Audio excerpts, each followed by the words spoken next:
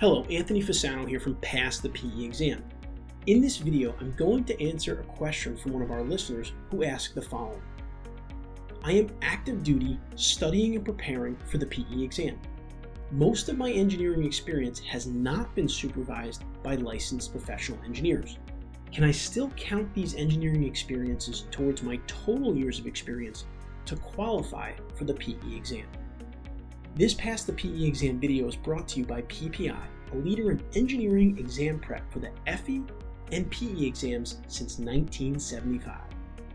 PPI provides expert prep courses and study resources designed to help you pass the PE exam the first time. PPI's live online courses include hours of lectures, problem-solving demonstrations, exam strategy sessions, office hours, and a passing guarantee. When you take a live online course, PPI guarantees you will pass, or you can take the on-demand course for free. With study guides, practice exams, and more, the PPI Learning Hub offers digital practice and review that you can take with you anywhere you have a device so that you can prepare during the times most convenient for you. Check out PPI today at ppi2pass.com to see all the options available for PE exam prep. Let's dive in.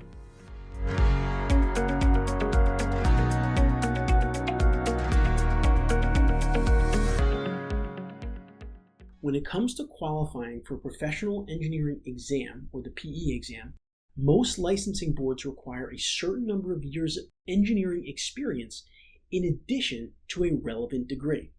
Now, the exact requirements can vary from state to state, but typically they range from 2 to 5 years of experience. Now, the good news is that this experience doesn't necessarily have to be under the supervision of a licensed professional engineer. However, you may need to provide additional documentation or explanation of your experience to the licensing board or exam committee if it is not. For example, if you worked as an engineer for a company but didn't have a direct supervisor who was a licensed professional engineer, then you may need to provide details about the projects you worked on, your specific responsibilities and duties, and any other relevant information that demonstrates that your engineering knowledge and skills is where it needs to be. Let's take a look at what exactly qualifying engineering experience is. In order to constitute qualifying experience, the experience must meet a number of criteria. Number 1, the experience should be from a major branch of engineering which you claim proficiency.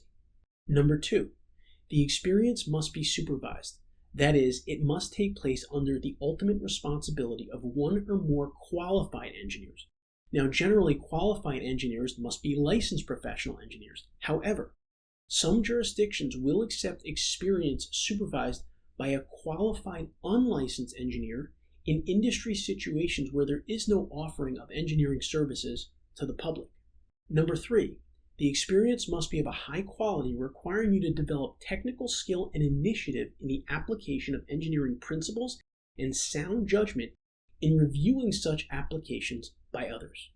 Number 4, the experience must be of a nature that you develop the capacity to assume professional responsibility for engineering work. Number 5, the experience must be broad enough in scope to provide you with a reasonably well-rounded exposure to many facets of professional engineering.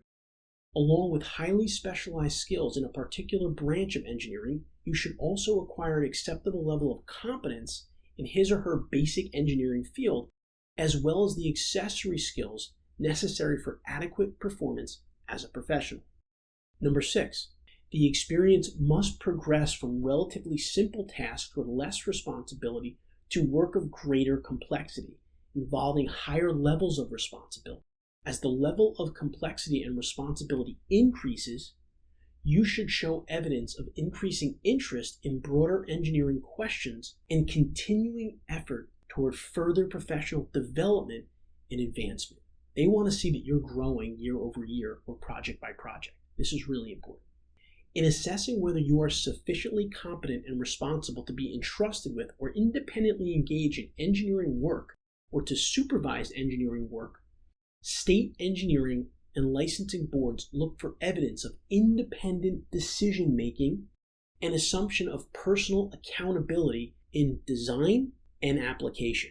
In short, while the experience must be gained under the supervision of qualified professionals, it must also be professional in character. That is key. In general, the greater the complexity of the engineering work and the greater the responsibility it entails, the more likely it will be counted as professional experience. So think complex, right? Keep showing progress.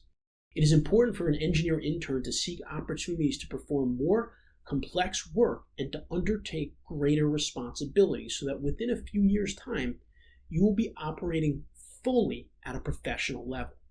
It's also very important to carefully review the requirements and the guidelines for the specific PE exam that you will be taking, as well as any additional requirements from your licensing board. If you have any questions or concerns about how your experience will be evaluated, it's a good idea to contact the appropriate authorities for clarification. You don't want to have any misconceptions going in. Now, here are some additional things to keep in mind. You must be able to document your engineering experience. This means keeping a detailed record of your work, including the projects that you worked on, the tasks that you performed specifically, and the skills that you utilized.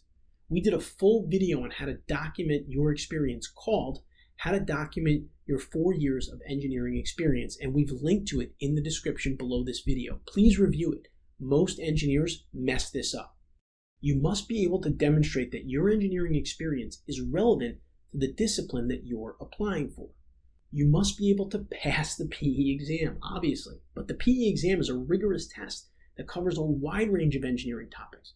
You should be well prepared before you take that exam. So, if you are an active duty engineer who's interested in taking the PE exam, I recommend that you contact your state board for more information because it can provide you with the guidance on the requirements for the exam and how to submit a petition for unsupervised experience. Again, it's important to check the specific requirements for your state. A lot of engineers get burned on this because it does vary. So make sure you check that and you have a plan because they may vary slightly from state to state. So thank you for your question and thank you for your service. I hope you found this week's video helpful. In upcoming videos, I will solve some more PE exam practice problems and answer other questions from our subscribers. Pass the PE exam videos will be published weekly, so please be sure to click that subscribe button so you don't miss something that could make a substantial difference in your exam result and ultimately in your engineering career. And please, I encourage you, ask questions and leave comments below this video and I will respond to you just like I did in this video. Let me know if there's a specific topic you want me to cover or a question that you need answered. Pass the PE exam will have you covered. I'll see you next week on Pass the PE exam.